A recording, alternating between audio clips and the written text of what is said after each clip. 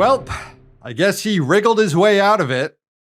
Donald Trump's election win effectively ends the federal cases against him and ensures he actually won't face any punishment for attempting to steal the 2020 election.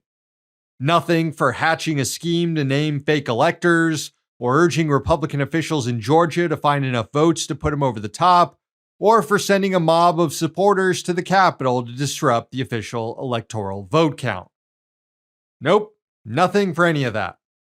DOJ Special Counsel Jack Smith announced Monday he was winding down both the election subversion case and the mishandling of classified documents case against Trump.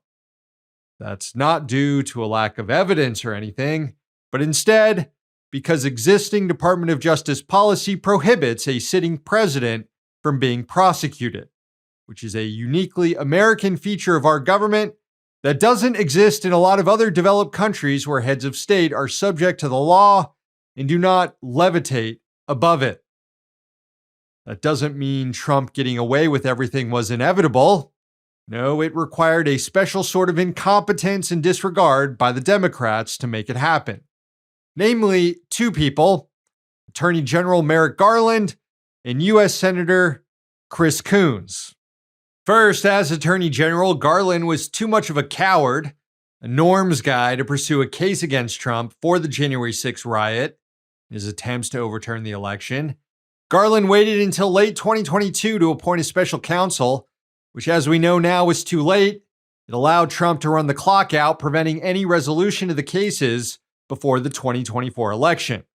And you can bet whoever Trump gets in as his attorney general won't give the same deference to Trump's perceived political opponents. But all of the blame doesn't fall on Garland. Senate Democrats share a lot of it too, because in the weeks after January 6, 2021, they had a real chance to impeach and convict Trump and bar him from running for political office again. But instead of conducting a fulsome impeachment trial that included witnesses and uncovered evidence of Trump's plans to steal the election that wouldn't become public for years later, Democrats ran a sham process with no witnesses, all so that Senator Christopher Coons could return home early for the Valentine's Day recess. Here was Politico reporting at the time on what happened after Democrats won a key vote to call witnesses for the impeachment trial. Quote, Coons pressed House Democrats to relent, saying their quest for witnesses would cost them Republican votes to convict and maybe even some Democrats. The jury is ready to vote, Coons told the managers, according to a senior House Democratic aide. People want to get home for Valentine's Day, Coons said. And with that, the impeachment trial ended early with no witnesses called and no new evidence uncovered. Trump was not convicted, paving the way for him to run for president again 4 years later. So we're all stuck with another round of Trump, but at least Senator Chris Coons had a nice date night with his dang wife.